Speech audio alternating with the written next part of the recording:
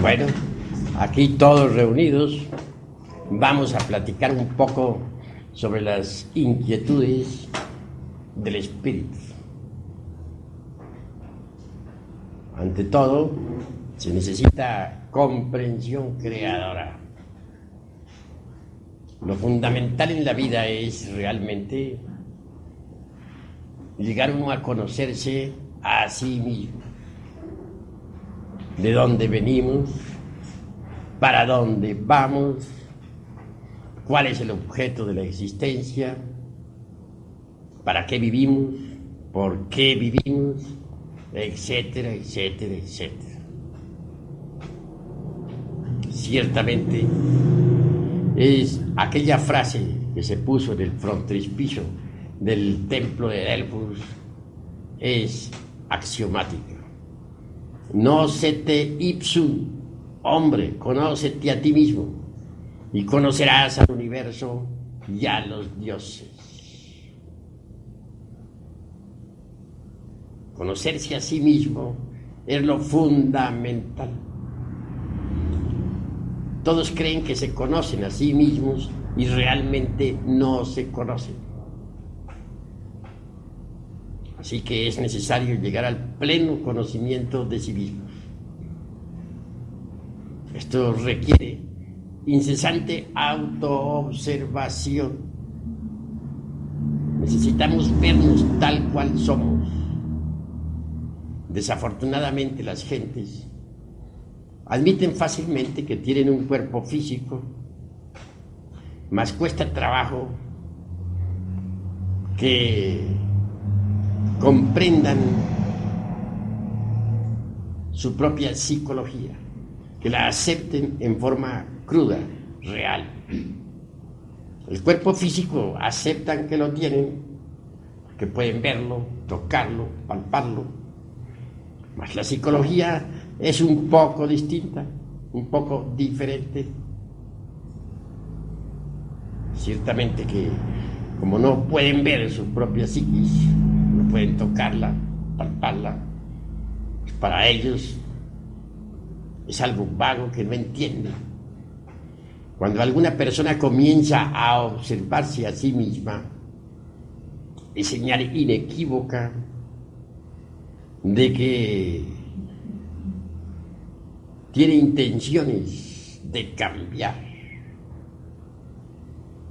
Cuando alguien se observa a sí mismo, se mira a sí mismo, nos está indicando que se está volviendo diferente a los demás. En las diversas circunstancias de la vida podemos nosotros autodescubrirnos. Es de los distintos eventos de la existencia de los que nosotros podemos sacar el material psíquico necesario para el despertar de la conciencia. En relación, pues, con las personas, ya sea en la casa, ya sea en la calle, en el campo, en la escuela, en la fábrica, etc. Los defectos que llevamos escondidos afloran espontáneamente. Y si estamos alertas y vigilantes como el vigía en época de guerra, entonces los vemos. Defecto descubierto debe ser comprendido íntegramente en todos los niveles de la mente. Si por ejemplo pasamos por una escena de ira, supongamos, tendremos que comprender todo lo que sucedió. Supongamos que tuvimos una pequeña riña, tal vez llegamos a un almacén, pedimos algo, el empleado nos trajo otra cosa que nosotros no habíamos pedido,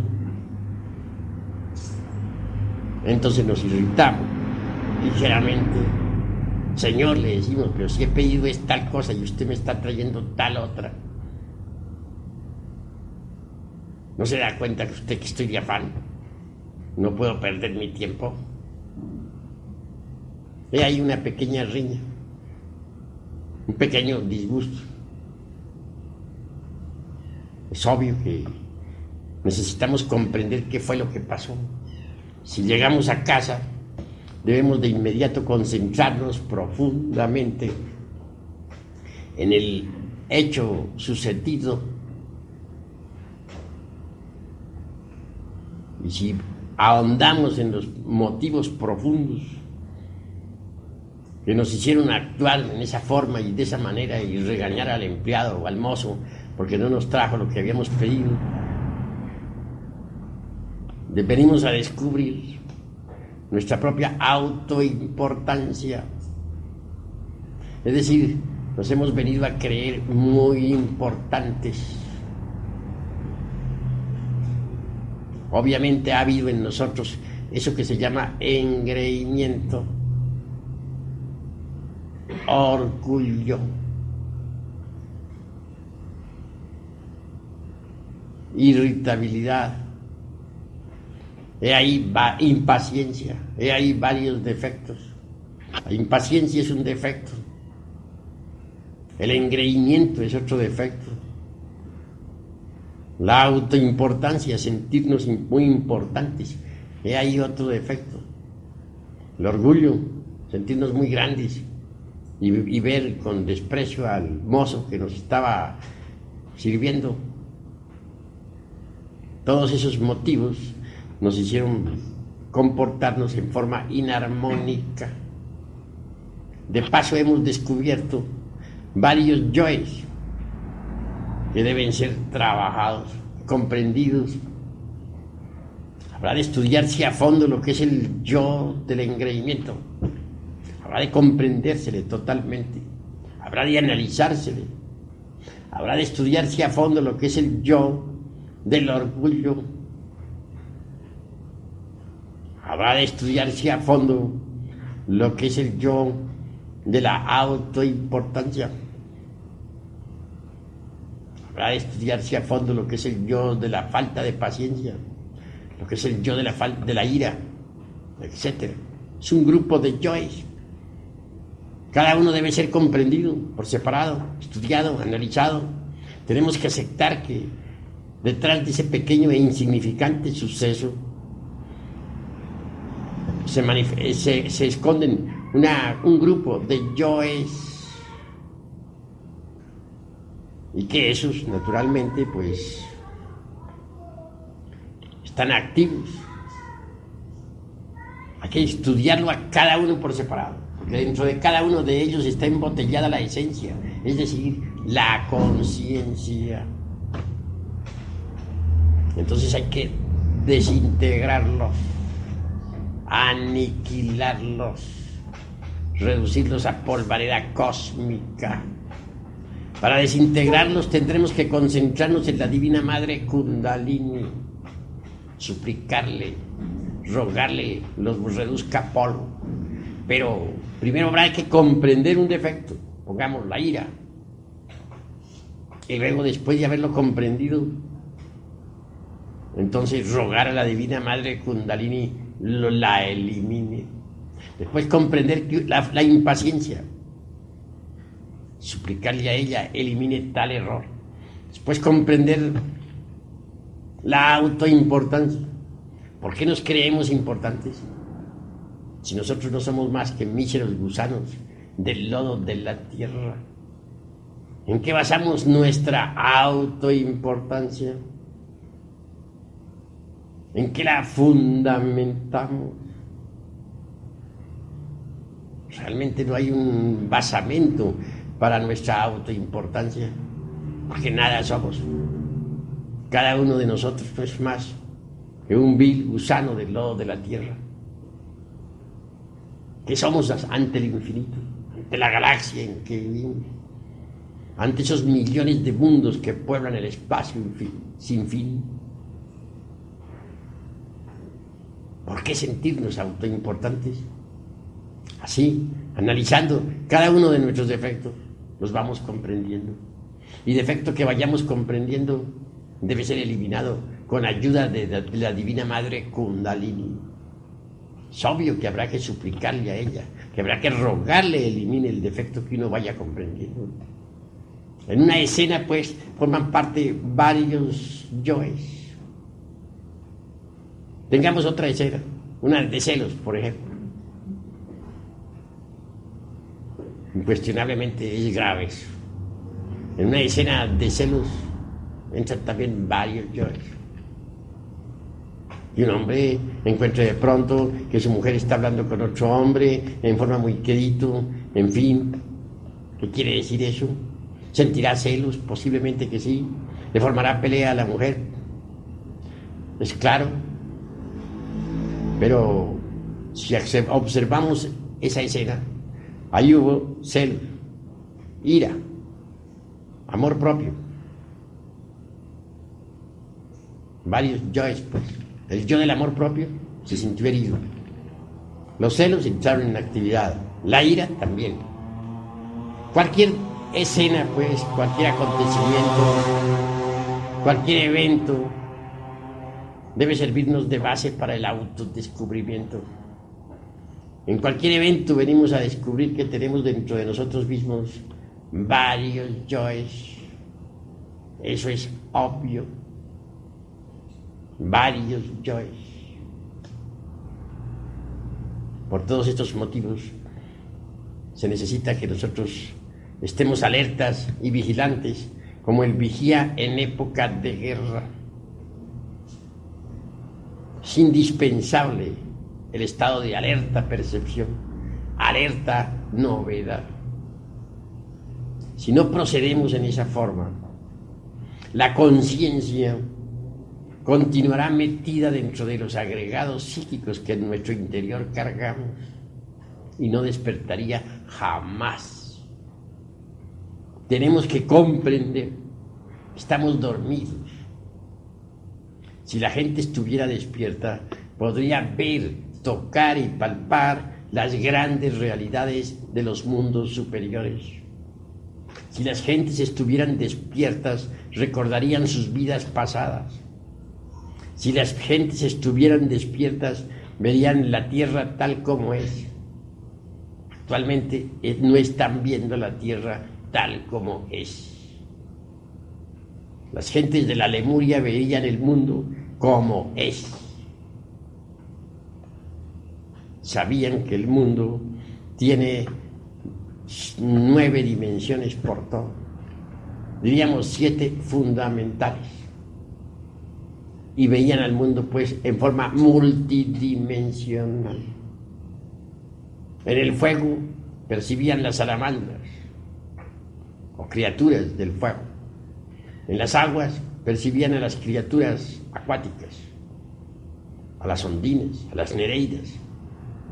En el aire eran claros para ellos los silfos. Y dentro del elemento tierra veían a los gnomos. Cuando levantaban los ojos hacia el infinito, podían percibir a otras humanidades planetarias. Los planetas del espacio eran visibles para los antiguos en forma distinta, pues veían el aura de los planetas y también podían percibir a los genios planetarios. Pero cuando la conciencia humana quedó enfrascada entre todos esos yoes o agregados psíquicos que constituyen el mí mismo, el yo mismo, el ego, entonces la conciencia se durmió. Ahora se procesa en virtud de su propio embotellamiento. En tiempos de la Lemuria, cualquier persona podía ver por lo menos la mitad de un holtapannas. Un holtapannas equivale a 5,5 millones de tonalidades del color. Cuando la conciencia que se quedó metida entre el ego, los sentidos degeneraron. En la Atlántida ya tan solo se podría percibir 1/3 de las tonalidades del color. Y ahora apenas sí se perciben los 7 colores del espectro solar y unas pocas tonalidades. Las gentes de Lemuria eran diferentes. Para ellos las montañas tenían alta vida espiritual. Los ríos para ellos eran el cuerpo de los dioses. La tierra entera era perceptible para ellos como un gran organismo viviente. Era otro tipo de gentes, diferentes, distintas. Ahora, desgraciadamente, la humanidad ha involucionado atrozmente. Por estos tiempos la humanidad está, pues, en estado de caducidad. Si no nos preocupamos nosotros por autodescubrirnos, por conocernos mejor, continuaremos con la conciencia dormida, metida entre todos los yoes que llevamos en nuestro interior. Los psicólogos normalmente creen que tenemos un solo yo y nada más. En Gnosis se piensa diferente. En Gnosis sabemos que la ira es un yo, que la codicia es otro yo, que la lujuria es otro yo, que la envidia es otro yo, el orgullo es otro yo, que la gula es otro yo, etcétera, etcétera, etcétera. Virgilio, el poeta de Mantua, el autor de la Eneida, decía que aunque tuviéramos 1000 lenguas para hablar y para dar día cero, no alcanzaríamos nosotros a contar nuestros defectos, a enumerar nuestros defectos cabalmente. Son tantos. ¿Y dónde vamos a descubrirlos? Solamente en el terreno de la vida práctica se hace posible el autodescubrimiento. Cualquier escena callejera es suficiente para saber cuántos yoes entraron en actividad. Cualquier yo que entre en acción, hay necesidad de trabajarlo para comprenderlo y desintegrarlo. Solo por ese camino se hace posible liberar la conciencia. Solo por ese camino se hace posible el despertar. A nosotros nos debe interesar, primero que todo, el despertar. Porque mientras continuemos así como estamos, dormidos, ¿qué podremos saber de los misterios de la vida y de la muerte? ¿Qué podremos saber de lo real, de la verdad? Para poder uno llegar a conocer a fondo los misterios de la vida y de la muerte, se necesita indispensablemente despertar. Es posible despertar si uno se lo propone, pero no es posible despertar si la conciencia continúa embotellada entre todos esos yoes.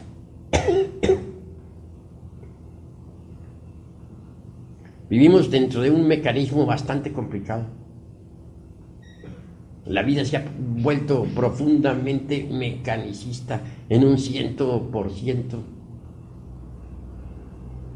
La ley de recurrencia es terrible.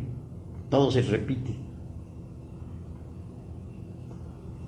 La vida podríamos compararla a una rueda que está girando incesantemente sobre sí misma. Pasan los acontecimientos una y otra vez, siempre repitiéndose. En realidad, de verdad, nunca hay una solución final para los problemas. Cada cual carga problemas, pero la solución final en realidad de verdad no existe. Porque si hubiera una solución final para los problemas que uno tiene en la vida, esto significaría que la vida no sería vida, sino muerte. Así pues, la solución final no se conoce. Gira la rueda de la vida, siempre pasando los mismos acontecimientos, repitiéndolos en forma más o menos modificada, más o menos alta o baja, pero repitiéndolos. Llegar a la solución final, impedir que la repetición de eventos o circunstancias se prosiga, es algo más que imposible. Entonces lo único que tenemos nosotros es que aprender a saber cómo vamos a reaccionar ante las distintas circunstancias de la vida. Si siempre reaccionamos de la misma forma, si siempre reaccionamos con violencia, si siempre reaccionamos con lujuria, Si siempre reaccionamos con codicia ante los hechos diversos que se repiten una y otra vez en cada existencia humana, pues no cambiaríamos nunca. Porque los acontecimientos que ustedes están viviendo actualmente ya los vivieron en la pasada existencia. Esto significa que, por ejemplo, si ahora están ustedes sentados escuchándome, en la pasada existencia también estuvieron sentados escuchándome. No sea aquí mismo, en esta casa, pero sí en cualquier lugar de la ciudad. Así también, en la antepasada estuvieron sentados escuchándome. En la trasantepasada estuvieron también sentados escuchándome y yo estuve hablándole a ustedes. Es decir, siempre esta rueda de la vida está girando y los acontecimientos van pasando. Siempre son los mismos. Así pues, es imposible impedir que los acontecimientos dejen de repetirse. Lo único que podemos hacer es cambiar nuestra actitud hacia los acontecimientos de la vida. Si nosotros aprendemos a no reaccionar ante ningún impacto proveniente del mundo exterior, si aprendemos a ser serenos, impasibles, entonces sucederá que podremos evadir o podremos evitar que los acontecimientos produzcan en nosotros los mismos resultados. Supongamos que, vamos a ver, por ejemplo, en una pasada existencia, por ejemplo, estuve platicando aquí con mi hermano gnóstico, el doctor, ¿cómo es tu nombre? Humberto Díaz, sobre un acontecimiento que cité en mi libro titulado El misterio del áureo florecer. Hablábamos de aquella existencia en la cual me llamé yo Juan Conrado, tercer gran señor de la provincia de Granada, en la antigua España, la época de la Inquisición, cuando el inquisidor Torquemada hacía desastres en toda Europa, quemaba viva a la gente en la hoguera. Ciertamente había yo llegado a él con el propósito de pedir una amonestación cristiana para alguien. Tratábase de un conde que me sahería constantemente con sus palabras, que hacía mofa de mí, etc. En aquella época andaba yo de bodhisattva caído, y por cierto que no era una mansa oveja. El ego estaba bien revivo, pero quería evitar un nuevo duelo, no por temor, sino porque ya estaba cansado de tantos duelos, pues tenía fama de ser un gran espadachín. Claro, me llegué muy temprano ante la puerta del Palacio de la Inquisición. Un fraile ahí, monje azul, estaba a la puerta. Me dice: qué milagro de verlo a usted, señor marqués, por aquí. Muchas gracias, le dije, su reverencia. Vengo a solicitar una audiencia con el señor inquisidor, Monseñor Tomás de Torquemada. Imposible, dijo, hoy hay muchas visitas. Sin embargo, voy a tratar de conseguir para usted, me dijo, la audiencia. Muchas gracias, su reverencia, le dije, por adaptarme naturalmente a todos los convenios de aquella época. En realidad, de verdad, tenía que adaptarse uno, o de lo contrario, pues, se le ponía la cosa grave. En todo caso, el monje aquel desapareció como por encanto y aguardé pacientemente que regresara. al fin regresó. Ya de regreso, me dice, está conseguida para usted la audiencia, señor Marqués. Puede pasar. Y pasé. Atravesé un patio, llegué a un gran salón que estaba en tinieblas. Pasé a otro salón que estaba también en profundas tinieblas. Por último, a un tercer salón. Ese estaba iluminado por una lámpara. La lámpara se hallaba colocada sobre una mesa. Ante la mesa estaba sentado el inquisidor don Tomás de Torquemada. Nada menos que el gran inquisidor. Un ser, pues, cruel. Sobre su pecho caía una gran cruz. Se encontraba en un estado aparentemente beatífico, con las manos puestas sobre el pecho. Al verme, yo también no hice más que saludarle con todas las reverencias de la época. Me dijo, siéntese usted, señor Marqués. ¿Qué lo trae a usted por aquí? Entonces le dije, vengo a solicitar una amonestación cristiana para el conde don fulano de tal y tal y tal, 50,000 nombres y apellidos, que lanza sus sátiras contra mí, mofas, burlas, y no tengo ganas de otro duelo más. Quiero evitar un nuevo duelo. Oh, no se preocupe usted, señor Marqués, me respondió. Ya tenemos muchas quejas contra ese condecito aquí en la casa inquisitorial. Vamos a hacerlo aprehender.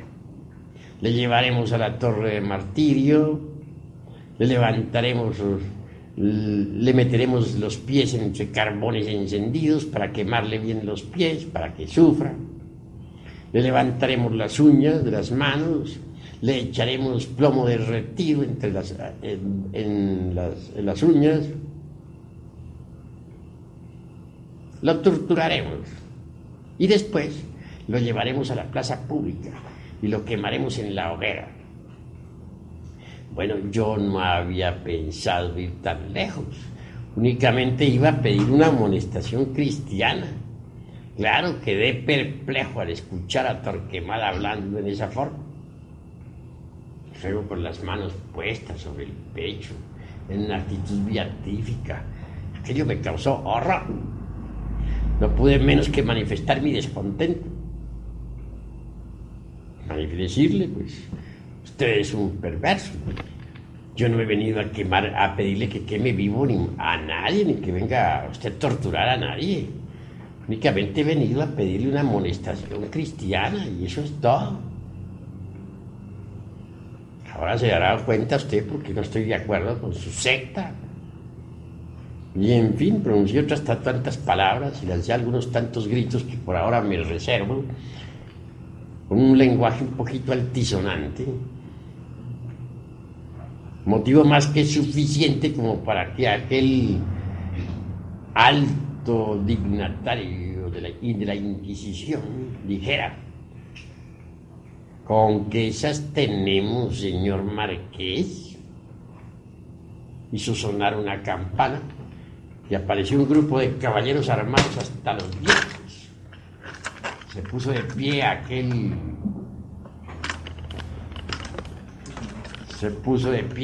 caballero del santo oficio. Se levantó airoso y ordenó a los caballeros aquellos diciendo: prended a este hombre. Un momento, caballeros, les dije. Recordad las reglas de la caballería. Porque en aquella época las reglas de la caballería eran respetables y respetabilísimas por todo el mundo. Dadme una espada, le dije, al estilo pues Gachupín, que estaba metido entre gachupines, pues claro, y me batiré con cada uno de vosotros. Era ni más ni menos que un gachupín hablando, que nos encontrábamos reencarnados en plena edad, bueno, en plena edad media, en épocas de Torquemada. Un caballero me entrega la espada, me da una espada, yo la recibo, luego da un paso hacia atrás y me dice: ¡En guardia! Le respondí: siempre estoy. Y nos trabamos en Duralí. No se oía sino los golpes de las espadas. Parecía que esas espadas a golpearse unas con otras lanzaban chispas. Aquel caballero era muy hábil en la esgrima, pues manejaba las armas a la maravilla. Y yo tampoco era una mansa oveja. Claro está que no. Total que el duelo fue muy grave. Ya no me faltaba sino hacer uso de mi mejor estocada para salir victorioso. Pero los otros caballeros que estaban viendo el asunto se dieron cuenta que su compañero iba derecho al panteón. Y claro que me cayeron en pandilla. Mas llegó un momento en que el brazo derecho se cansó, ya no podía con el peso de la espada y tanta lucha. Entonces les dije: han ganado ustedes por sorpresa, que me han caído en pandilla. Y eso no es de caballero. Les entregué la espada y está. Entonces el señor inquisidor dijo: ¡a la hoguera! Y me decía: no fue difícil quemarme en vivo. Ahí tenían un poco de leña al pie de un palo, de un poste de acero. Me encadenaron a aquel poste, prendieron fuego a la leña y a los pocos segundos estaba yo allí ardiendo como tea encendida. Sentí gran dolor en las carnes. Veía cómo mi cuerpo físico se quemaba hasta quedar reducido todo a cenizas. Quise di un paso intencionalmente a ver, pero lo curioso fue que antes de dar el paso sentí que aquel dolor supremo se convertía en felicidad. Entendí que más allá del dolor, mucho más allá del dolor, existe la felicidad. Que el dolor humano, por muy grave que sea, tiene un límite. Una lluvia bienhechora comenzó a caer sobre mi cabeza y sentí que me aliviaba.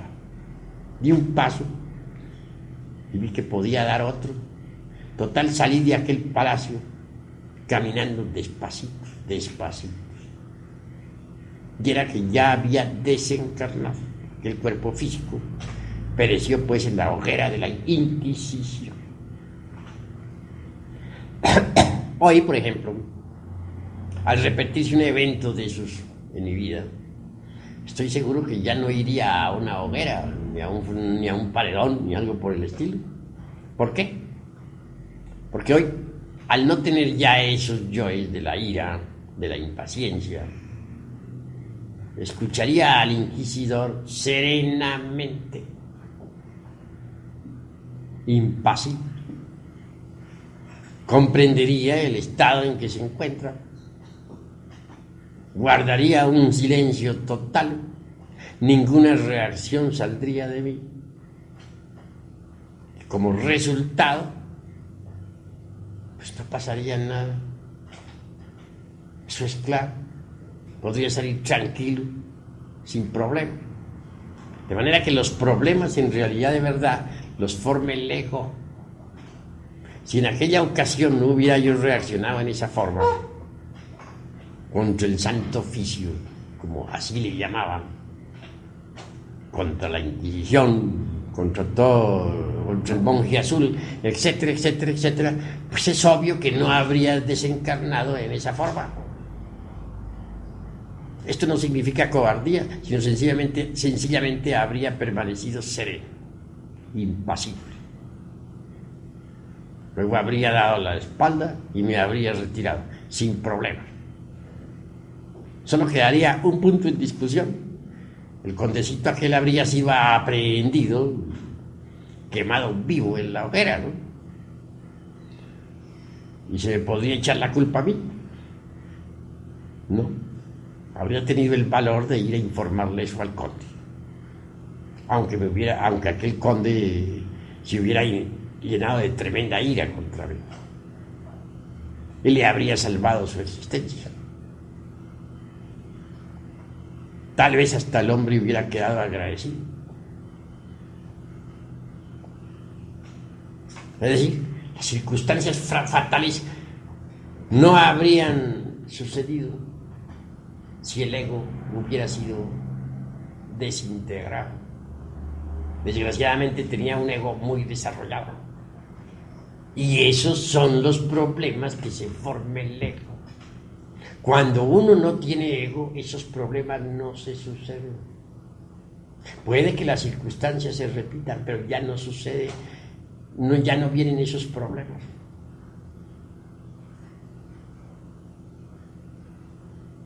La cruda realidad es que los eventos pueden estarse repitiendo, pero lo que nosotros tenemos es que modificar nuestra actitud hacia los eventos.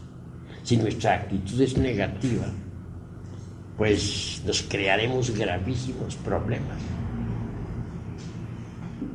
Eso es obvio. Necesitamos pues cambiar nuestra actitud hacia la existencia.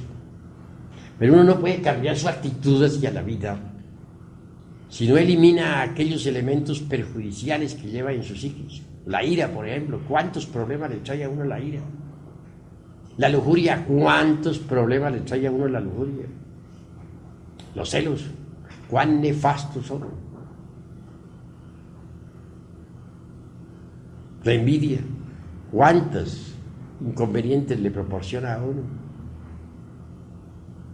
Uno tiene que cambiar su actitud ante las distintas circunstancias de la vida. Estas se repiten con uno o sin uno, pero se repiten. Pueden repetirse sin uno o con uno, pero se repiten.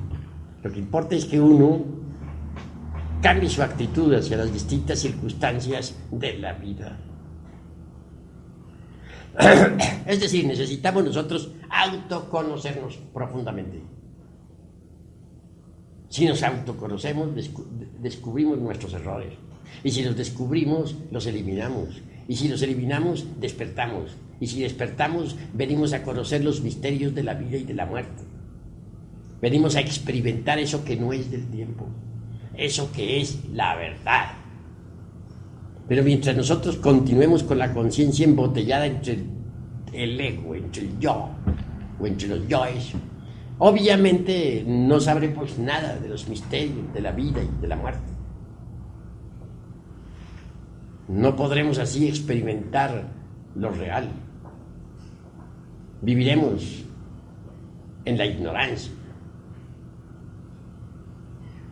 Se hace pues urgente e inaplazable cumplir con la máxima de Pitágoras, de Tales de Mileto: nocete ipsum, hombre, conócete a ti mismo, y conocerás al universo y a los dioses.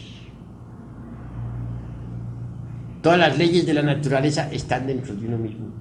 Y si uno no las descubre dentro de uno mismo, tampoco las puede descubrir fuera de sí mismo. Así pues, dentro de uno está el universo. El hombre está contenido en el universo, y el universo está contenido en el hombre. Si descubrimos al universo dentro de nosotros mismos, pues lo descubrimos realmente. Pero si dentro de sí mismos no lo descubrimos, tampoco lo podremos descubrir fuera de sí mismos. Eso es obvio. Existen en nosotros posibilidades extraordinarias, pero ante todo debemos partir del principio de nocete ipsum, hombre, conócete a ti mismo, y conocerás al universo y a los dioses. La personalidad, por ejemplo, la falsa personalidad, por ejemplo, es óbice para la verdadera felicidad. Todo ser humano tiene una falsa personalidad que está formada por el engreimiento, por la vanidad, por el orgullo, por el temor, por el egoísmo, por la ira, por la autoimportancia, por el autosentimentalismo, etc. La falsa personalidad es verdaderamente problemática, pero está dominada por ese tipo de yoes que he enumerado. Mientras uno posea la falsa personalidad, en modo alguno habrá de conocer la real felicidad. ¿Cómo la conocería? Si uno quiere ser feliz, y todos tenemos derecho a la felicidad, tiene que empezar por eliminar la falsa personalidad. Pero para poder eliminar la falsa personalidad, tiene uno que eliminar los yoes que la caracterizan, los que he enumerado. Eliminados esos yoes, entonces todo cambia.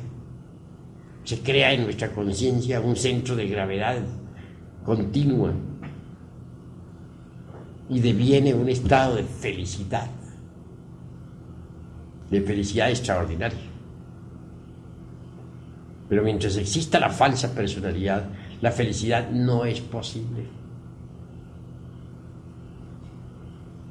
Debemos tener en cuenta todo eso si es que realmente nosotros anhelamos algún día ser felices. Incuestionablemente, lo más importante en la vida práctica viene a ser precisamente fabricar, o digo yo, cristalizar en la humana personalidad eso que se denomina alma. Alma. ¿Qué se entiende por alma? Todo ese conjunto de poderes, fuerzas, virtudes, facultades, etcétera, del ser. Si uno elimina, por ejemplo, el defecto o el yo de la ira, en su reemplazo cristalizará en nuestra humana persona la virtud de la serenidad. Si uno elimina el defecto del egoísmo, en su reemplazo cristalizará en nuestra humana persona la virtud maravillosa del altruismo. Si uno elimina el defecto de la lujuria, en su reemplazo cristalizará en nuestra alma la virtud extraordinaria de la castidad. Si uno elimina de su naturaleza el odio, en su reemplazo cristalizará en nuestra personalidad el amor. Si uno elimina de la personalidad el defecto, por ejemplo, de la envidia, en su reemplazo cristalizarán en la humana persona la alegría por el bien ajeno, la filantropía, etc.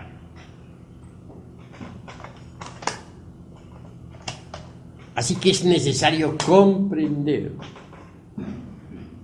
que hay necesidad de eliminar los elementos indeseables de nuestra psiquis para cristalizar en nuestra humana persona eso que se llama alma, un conjunto de fuerzas, de atributos, de virtudes, de poderes cósmicos, etc. Sin embargo, he de decir que no todo es intelecto. El intelecto es útil cuando está al servicio del espíritu, pero no todo es intelecto. Incuestionablemente debemos pasar por grandes crisis emocionales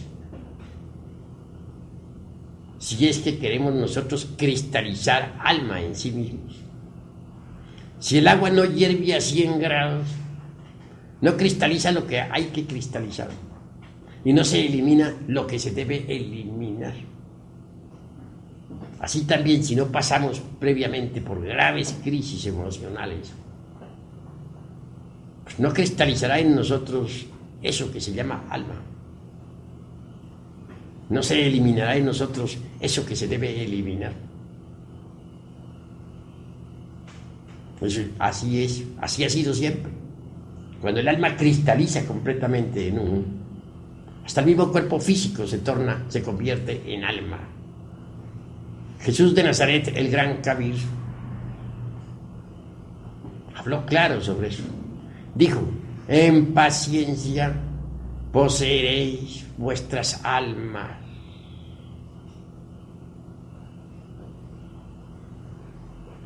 Las gentes no poseen su alma, el alma les posee. El alma de cada persona sufre cargando con un fardo abrumador.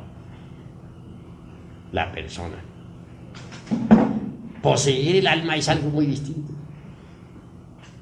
Pero escrito está: en paciencia poseeréis vuestras almas. Hay yoes muy difíciles de eliminar, defectos terribles, yoes que están en relación con la ley del karma. Cuando se llega a eso, parece como si nos detuviéramos en el avance. Y obviamente que sí. Con infinita paciencia al fin se consigue la eliminación de esos yoes. La paciencia y la serenidad son facultades extraordinarias o virtudes magníficas, necesarias para avanzar por este camino de la transformación radical. En mi libro Las Tres Montañas hablo precisamente sobre la cuestión de la paciencia y de la serenidad. Un día, estando en el monasterio, aguardábamos un grupo de hermanos impacientemente al abad, al hierofante, mas este tardaba. Y pasaban las horas y este tardaba. Nosotros, todos estaban preocupados. Habían allí algunos maestros, claro, muy respetabilísimos, pero llenos de impaciencia. Se paseaban, pues, dentro del salón, iban, venían, se jalaban el cabello, se rascaban la cabeza, se jalaban las barbas, impacientes. Yo permanecía sereno, tranquilo, pacientemente aguardaba. Únicamente me causaban curiosidad esos hermanitos impacientes. Permanecía tranquilo. Al fin, después de varias horas, se presentó el maestro. Y dirigiéndose a todos, les dijo: a ustedes les faltan dos virtudes que este hermano tiene. Y me señaló a mí. Luego, dirigiéndose a mí, me dice: dígales usted, hermano, ¿cuáles son esas dos virtudes? Entonces yo me puse de pie y dije: hay que saber ser pacientes, hay que saber ser serenos. Todos quedaron perplejos. Enseguida el maestro trajo una naranja, que es símbolo de esperanza, y me la entregó, aprobándome. Quedé aprobado para entrar en la segunda montaña, que es la de la resurrección. Nosotros, los impacientes, quedaron aplazados. Se me citó después en otro monasterio para firmar algunos papeles que tenía que firmar. Y así lo hice. Más tarde concurrí a ese monasterio, firmé los papeles, se me entregaron ciertas instrucciones esotéricas y se me admitió, pues, en los estudios de la segunda montaña. Y aquellos compañeros, a estas horas, todavía están luchando por lograr la paciencia y la serenidad, pues no la tienen. Vean ustedes lo importante que es ser pacientes, ser serenos. Así cuando uno está trabajando en la disolución de un yo y por nada de la vida consigue disolverlo porque se ha vuelto muy difícil, porque hay yoes así, se relacionan con el karma, no le queda a uno más remedio que multiplicar la paciencia y la serenidad hasta triunfar. Pero muchos son impacientes, quieren eliminar tal o cual yo ya de inmediato, sin pagar el precio correspondiente.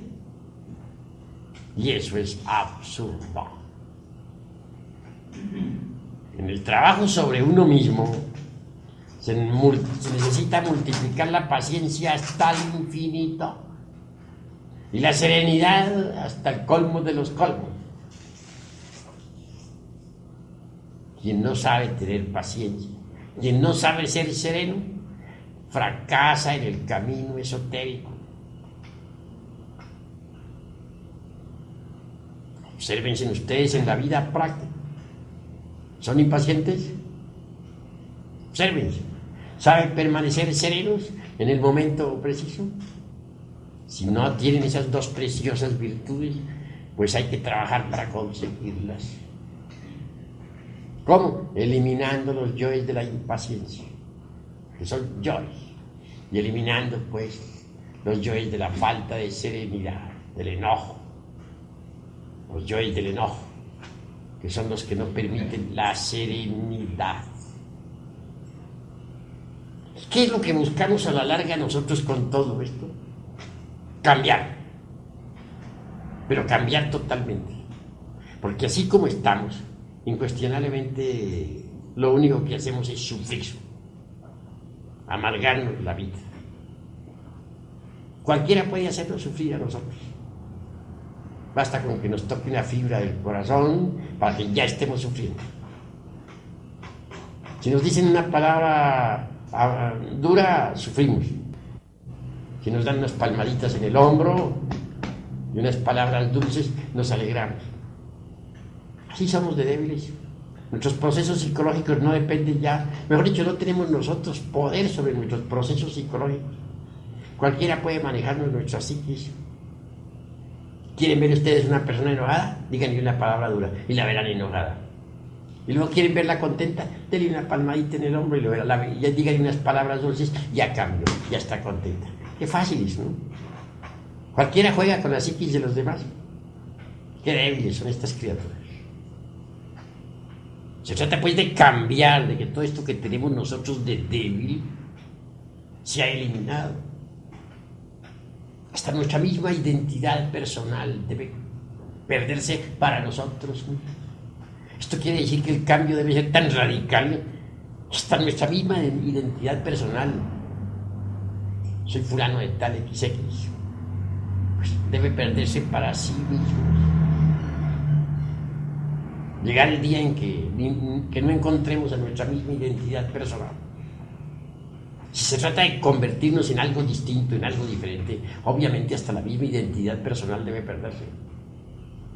Tratamos de convertirnos en criaturas distintas, criaturas felices, seres dichosos, y tenemos derecho a la felicidad. Pero si no nos esforzamos, pues, ¿cómo vamos a cambiar? ¿De qué manera?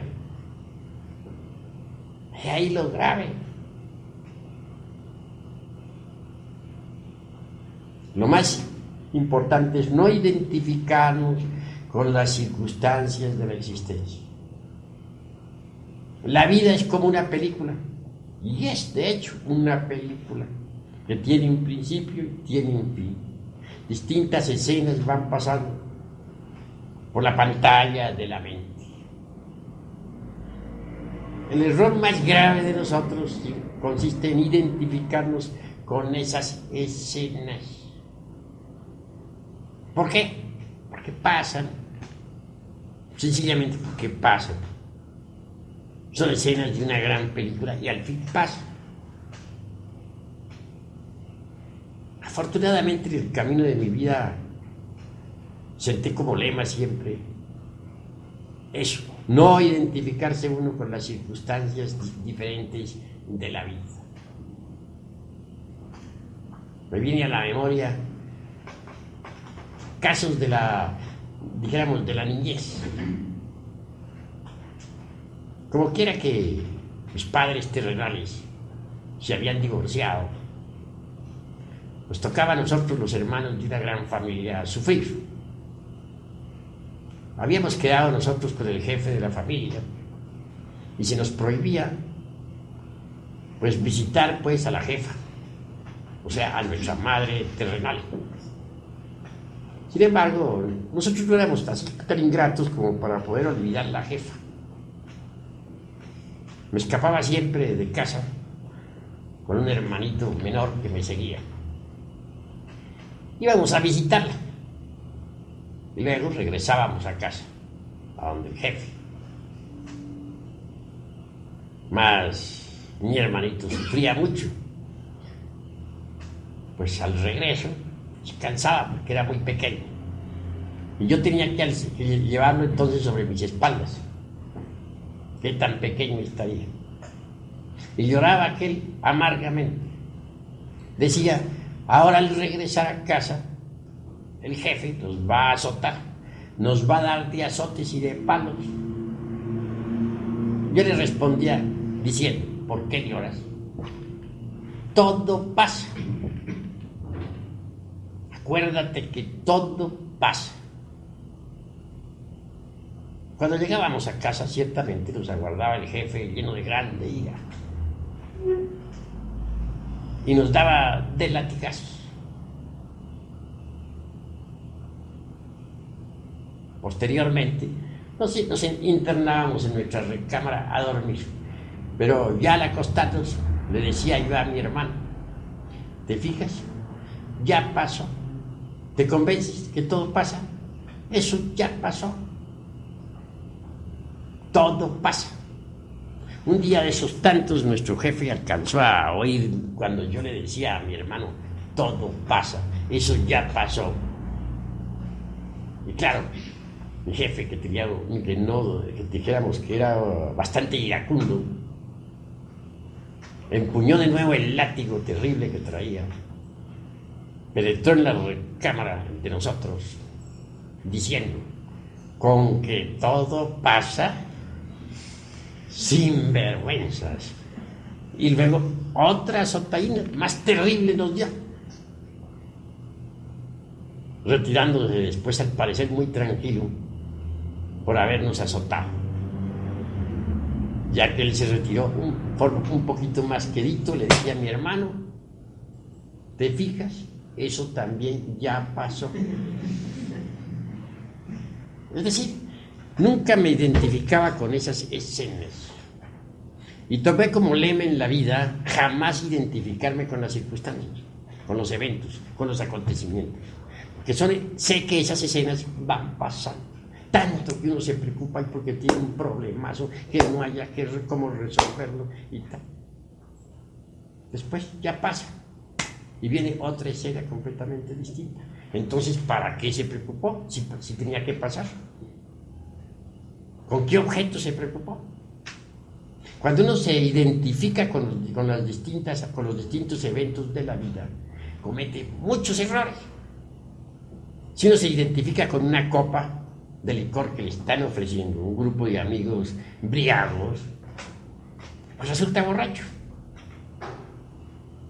Y si uno se identifica con una persona del sexo opuesto en un momento dado, pues resulta fornicando.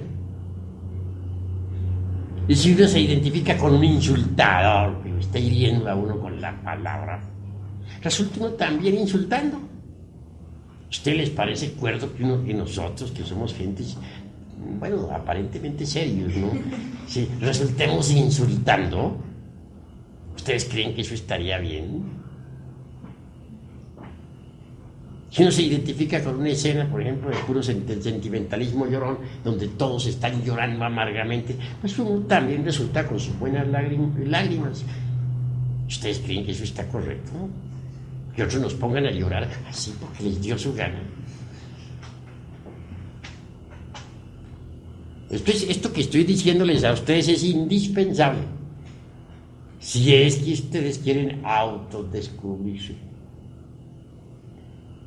Es indispensable, porque si uno se identifica completamente con una escena, pues quiere decir que se ha olvidado de sí mismo, se ha olvidado del trabajo que está haciendo.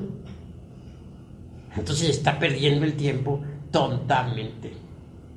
Las gentes se olvidan de sí mismas, completamente. Se olvidan de su propio ser interior profundo, porque se identifican con las circunstancias. Normalmente las gentes andan dormidas por eso. Están identificadas con las circunstancias que les rodean. Y cada cual tiene su cancioncita psicológica, como decía por ahí en mi libro Psicología Revolucionaria. De pronto encuentra uno a alguien que le dice: yo tuve que en la vida hacer esto y esto y esto, me robaron, pero fui un hombre rico, tuve dinero, me estafaron, fulano de tal fue el malvado que me estafó y tal. Su canción psicológica. 10 años se encuentra uno a ese mismo sujeto y vuelve a contar su misma canción. 20 años se le encuentra y vuelve a narrarle su misma canción. Esa es su canción psicológica. Quedó identificado con ese evento para el resto de su vida. En esas circunstancias, ¿cómo va a disolver un ego? ¿De qué manera? Si lo estáis fortificando, al identificarse así, fortifican los yoes. Si uno se identifica con una trifulca, resulta uno también dando puñetazos. Me viene a la memoria el caso por ahí de un boxeo, un campeón peleando contra otro en Estados Unidos, y al final todos los espectadores terminaron dándose golpes unos con otros, perfectamente locos, todos dándose de puñetazos unos contra otros, todos resultaron boxeadores. Observen ustedes lo que es la identificación. He visto de pronto a una dama viendo una película donde los actores lloran, bueno, lloro fingido, claro está, ¿no? Pero aquella dama que está contemplando la película resulta llorando también, terriblemente, en un estado de angustia espantosa. Vean ustedes lo que es la identificación. ¿Qué ha hecho esa pobre mujer que se ha identificado con esa película? Pues ha creado al héroe de la película, o a la heroína, un nuevo yo que ha creado dentro de sí misma. Ese nuevo yo se ha robado parte de su conciencia. De manera que ahora esa persona, si estaba dormida, ahora sigue más dormida. ¿Por qué? Por la identificación. En cierta ocasión se me ocurrió ir a un cine, hace muchísimos años. La película pues estaba muy romántica, allí aparecían un par de enamorados que se querían, que se adoraban, que no sé qué. Bueno, y yo muy interesado en ver al par de enamorados, esas poses, esas palabras, qué miradas, qué cosas. Yo encantado mirándolas. Al fin terminó la tal película esa y muy tranquilo me fui para la casa. Ya estando en casa, sentí sueño, me acosté. Entonces esa noche fui a dar al mundo de la mente. Allí me encontré una mujer como aquella que yo había admirado en la película. Estaba hasta guapita. Y estaba frente a mí la tal mujer. Me senté con ella en una mesa ahí, a tomar algunos refrescos, muy contento. Vinieron las dulces palabras, muy semejantes a las de la película, por cierto. Conclusión. Bueno, no llegué hasta la cópula química ni nada por el estilo, pero no faltaron los besos, los abrazos, las caricias, las ternuras y 50.000 cosas por el estilo. Les estoy narrando de una historia sucedida hace 20 años, no es ahora, porque ahora ya no voy a cine. Pero en aquella época sí, iba a algún cine. Me parecía que era una diversión sana, así creía yo. Conclusión, la escena no estaba muy buena, un poquito erótica. De pronto cambió el panorama y descendí del mundo de la mente al mundo astral. Son dos mundos diferentes. Ya al llegar al mundo astral me encontré dentro de un gran templo y pude verificar que un maestro me había estado analizando. Claro, en mi interior me dije, metí la pata. Me retiré a unos pocos pasos a guardar a ver qué sucedía. Y de pronto el maestro aquel me envía un papel con el guardián del templo. El guardián me lo entregó. Leí el papel, decía, retírese usted inmediatamente de este templo, pero con INRI. Con INRI es conservando el fuego, puesto que no había propiamente fornicado, no pasaba de las ternuras.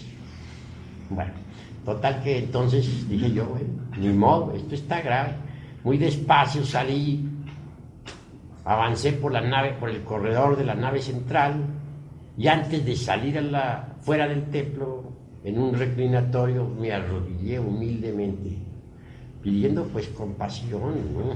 Que tuvieran un poquito de piedad por mi insignificante persona, que sí había estado metiendo la pata, pero que ni modo, en fin, ¿no? Conclusión, así estaba yo en mi plegaria y oración, cuando de pronto viene el guardián nuevamente hacia mí y me dice, señor, se le ha ordenado a usted que se retire. Ya de forma más severa. Ni modo, dije. Pero era que quería hablar yo con el maestro, le dije. Claro, ir a exponerle mis razones, ¿no? Entonces, me respondió, el maestro está ahora ocupado. Está examinando otras efigies del mundo mental. Entonces ahí fue donde vine a darme cuenta que yo ya estaba ahora con una efigie mental creada por mí mismo. La había creado en pleno cine. Y esa efigie había tomado vida propia en el mundo mental.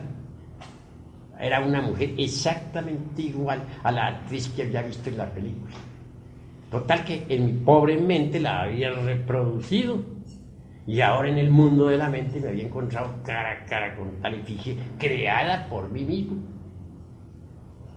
El maestro continuaba examinando otras efigies de otros. Y ya no me quedó más remedio que salirme del templo. Volví a mi cuerpo físico. La otra noche, durante todo el día siguiente estuve muy triste, lamentando haber ido a cine. Qué metida de pata, dije. No he debido haber ido. Vea lo que fui yo a crear, una efigie mental. Es decir, estuve muy amargado. Aguardaba así que llegara la noche, a ver qué quedábamos, ¿no?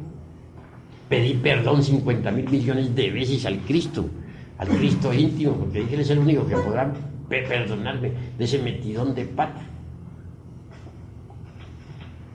Y al otro día, a la noche siguiente, pedí de todo corazón que me repitieran la prueba, que me sentía capaz de salir victorioso, que no más ternuras ni más caricias para ese efigie mental, etc. Y ciertamente me concedieron la repetición de la prueba. Me llevaron en cuerpo mental al mismo lugar, a la misma mesa.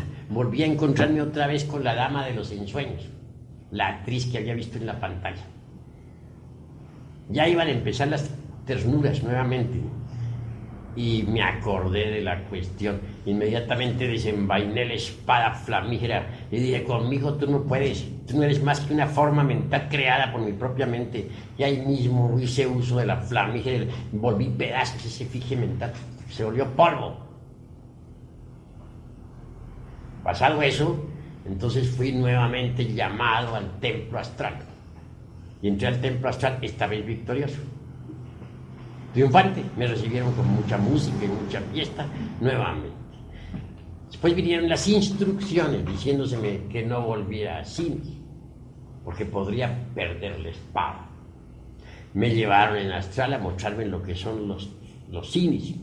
Vi que estaban llenos de efigies mentales, las efigies que dejaban los espectadores. que todo lo que uno está viendo ahí en pantalla, sobre todo cuando es morboso, todo eso se reproduce en la mente de las gentes, las mismas figuras, las mismas formas. Y los que salen dejan multitud de formas mentales en esos antros de la magia negra. Conclusión, se me dijo que en vez de estar viendo cines, repasara mis vidas anteriores, que eso era más útil que estar yendo a esos cines. Yo cumplí con la orden, pues claro, y dejé de ir a cines. Pero ¿qué fue lo que me perjudicó? Pues haberme identificado con aquella película que estaban dando.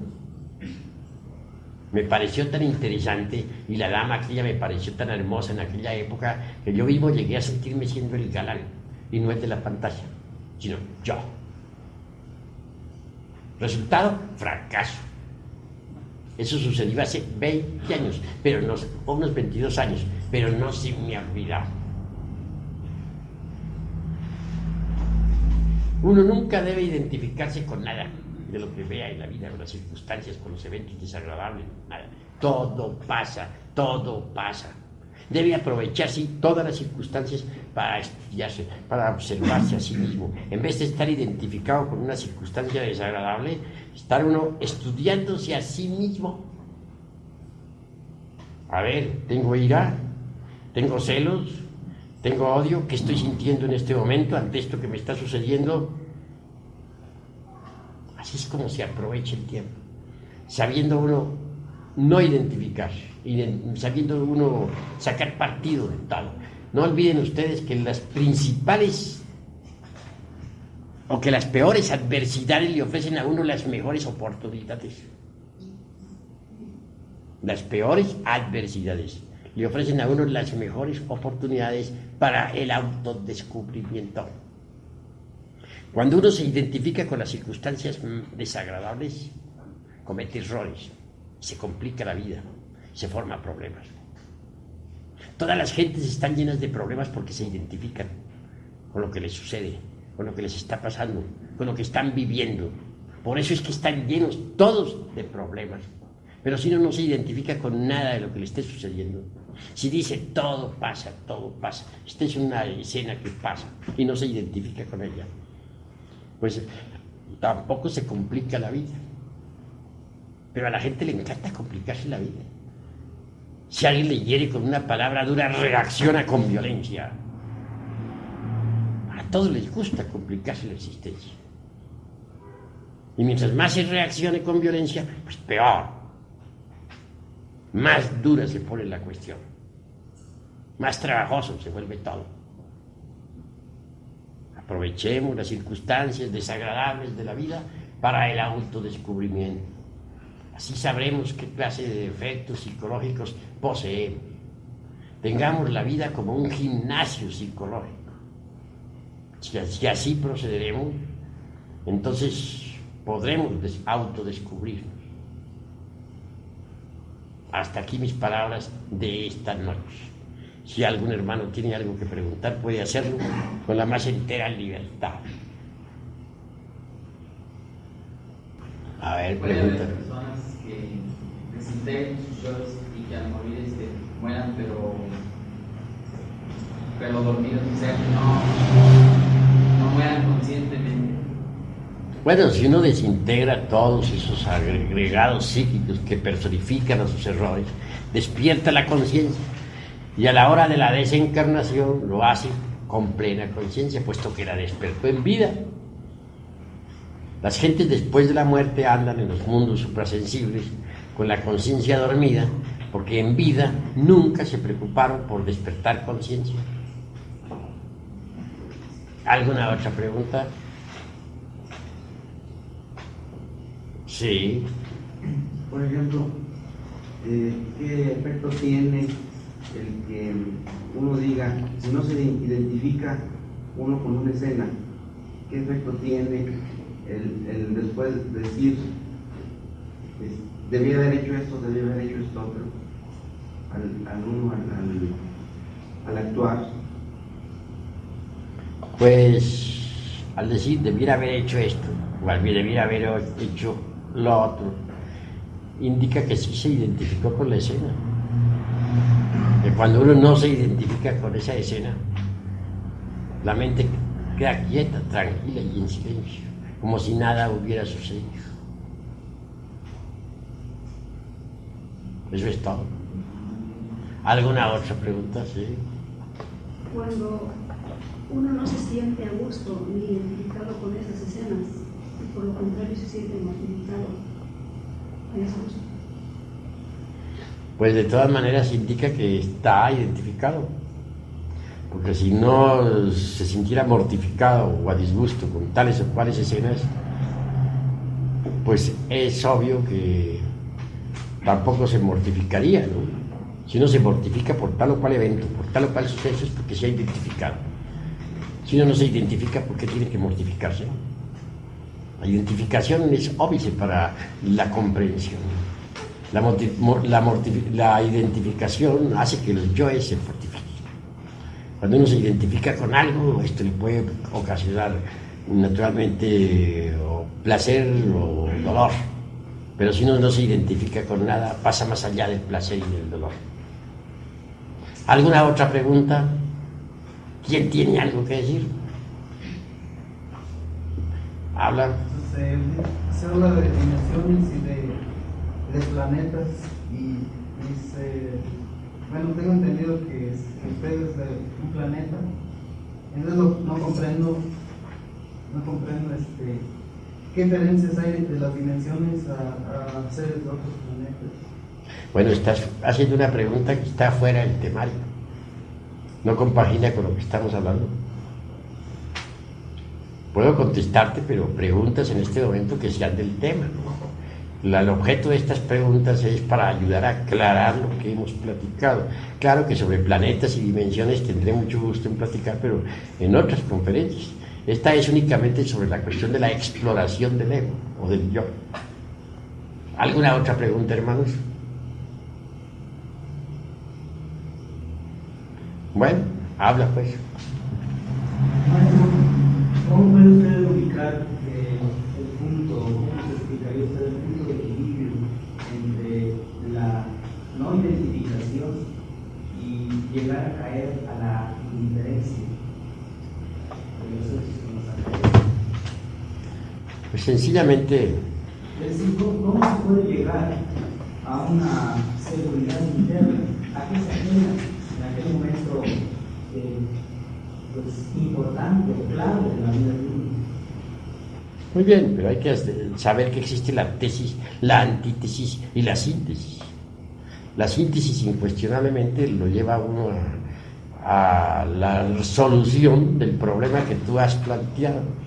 Incuestionablemente, si uno se hace dueño de sus propios procesos psicológicos, pues puede resolver los problemas más difíciles. Pero cuando hay cohección en la mente, pues entonces no puede resolver problemas. Para que no haya cohección en la mente se necesita urgentemente la no identificación, porque la identificación ejerce cohección sobre la mente, condiciona la mente. En este caso la mente condicionada por el suceso únicamente actúa en función de reacción. Cuando se actúa en función de reacción no se es dueño de los procesos psicológicos. Al no identificarse, entonces sí se es dueño de los propios procesos psicológicos. En este caso puede uno no caer en la indiferencia y resolver sin conciencia lo que tiene que resolver. Sí. Pero hasta qué punto puede ser uno autoengañado, o sea, también uno se autoengaña, ¿no? Hasta qué punto sería un límite, ¿no? O algo así, que una señal que dijera uno, por ejemplo, uno diga, no, yo ya eliminé tal religión, pero que se esté uno mismo autoengañando. Pues las formas de autoengaño existen en tanto el ego existe. Que hay que eliminar las formas de autoengaño es un hecho. Pero no es posible eliminarlas si uno no se autoexplora, si uno no se autoobserva. Solo mediante la autoobservación psicológica sincera y real puede uno en realidad evitar toda forma de autoengaño. El sentido de la autoobservación psicológica se va desarrollando poco a poco, a medida que se vaya usando. Órgano que no se usa, se atrofia. Si no usamos ese órgano, continuará atrofiado. Mas si lo usamos, llegará el momento en que podremos por sí mismos ver nuestros propios agregados psíquicos en forma directa. Ya no únicamente por asociación intelectual, sino por percepción directa de lo real. Cuando eso sea, cualquier posibilidad de autoengaño quedará de hecho descartada. ¿Alguna otra pregunta? Sí. Entonces, para quitarse los yoes, hay que estar alertas conscientemente contra eso, contra los yoes. Para eliminar los yoes, lo primero que tiene uno que hacer es autodescubrirlos. Si uno no descubre un yo determinado, o un yo cualquiera, en un momento dado, ¿cómo podría entonces eliminarlo? Primero tiene que descubrirlo, y no podría descubrirlo si no se autoobserva. Se hace necesario verse a sí mismo en acción. Solo viéndose en acción viene uno a descubrir que tiene tal o cual yo. Una vez descubierto, puede uno darse el lujo de comprenderlo profundamente mediante el análisis y la autorreflexión evidente del ser. Esto es meditación. Ya comprendido integralmente cualquier error, necesitamos eliminarlo, porque la comprensión por sí misma no es suficiente. Es un cuchillo, sí, que separa a tal o cual yo, lo separa de nosotros mismos, de nuestra psiquis. Es el cuchillo de la conciencia que separa a un agregado, pero ese agregado continúa convertido en demonio tentador, buscando la forma de acomodarse nuevamente en cualquiera de los 5 cilindros de la máquina orgánica. Se necesita desintegrarlo. La desintegración solamente es posible apelando a un poder que sea superior a la mente, porque la mente por sí misma no es capaz de desintegrar ningún defecto. Podrá esconderlo de sí misma y de los demás, podrá pasarlo de un departamento a otro del entendimiento, podrá rotularlo con cualquier nombre, podrá justificarlo o condenarlo, mas jamás alterarlo fundamentalmente. Se necesita de un poder que sea superior a la mente. Ese poder existe en todos los seres humanos. Es el Kundalini o la Kundalini. La Kundalini es dijéramos, la madre cósmica, particular, individual de cada uno de nosotros. Una variante de nuestro propio ser, pero derivado. Solo ese poder de la Divina Madre Kundalini, que es una variante, repito, de nuestro propio ser, o Dios Madre en nosotros, puede desintegrar cualquier defecto que previamente hayamos comprendido en forma íntegra. De ahí pues el camino, o la técnica o la didáctica que conduce a la desintegración de los elementos indeseables que cargamos en nuestro interior. ¿Alguna otra pregunta? Marcio, ¿qué relación hay entre la madre Kundalini y la espada de Eros? ¿O se relaciona la espada con la voluntad? ¿O qué espada es la que desintegra las formaciones mentales? Bueno, la espada flamígera se le entrega al iniciado para su defensa y representa la voluntad. Es el resultado de las transmutaciones de la energía creadora, del tercer law. Pero el fuego solar, eso que los orientales denominan Kundalini, incuestionablemente asciende por el canal medular espinal del asceta gnóstico. En todo caso, al asceta gnóstico que ha logrado el desarrollo de la serpiente ígnea de nuestros mágicos poderes, se le otorga la espada, símbolo de la voluntad. Con esa espada la lleva el iniciado en el 5, no a la izquierda como se usa aquí en el mundo físico, sino a la derecha como se usa en los mundos superiores. Distingamos pues entre el azufre, el mercurio y la sal sublimada, que forman un remolino de fuerzas ascendiendo por la espina dorsal de la zeta agnóstico y la espada flavígera. Eso es todo. Claro que del fuego aquel que sube por la espina dorsal brota, dijéramos, la Divina Madre Kundalini. Es una variante de nuestro propio ser, pero derivado. ¿Alguna otra pregunta? Estaba yo observando por aquí una conferencia donde estaba observando a mí cómo me reía o me ponía serio según lo que narraba alguna cosa jocosa que dijo. Estoy pensando ahorita que eso es identificación. La no identificación en este caso sería permanecer indiferente ante una conferencia, por ejemplo. Entonces no has comprendido bien el proceso de la identificación. Al contrario, yo he podido evidenciar en este momento que estabas alerta y vigilante como el vigía en época de guerra, pues estabas observando tus propios procesos psicológicos. Es decir, no estabas identificado. Y descubriste distintos estados psicológicos, los descubriste en ti mismo. Luego no estabas identificado. Si hubieras estado identificado, no hubieras descubierto eso en ti mismo. Eso es todo. Así es que hay que proceder como tú has procedido. Correcto. ¿Alguna otra pregunta? Suponiendo que yo esté eliminando un yo, a la vez también puedo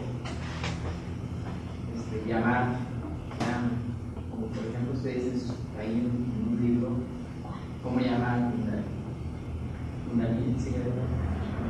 Puedo llamarla también a la vez, o sea,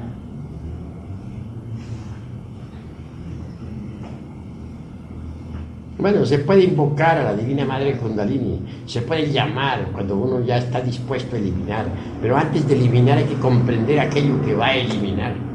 Si no lo comprende, de nada le serviría eliminar, o digo llamar, porque entonces en este caso no sería asistido. Primero hay que comprender para merecer ser asistido. No se puede ser asistido si no se comprende.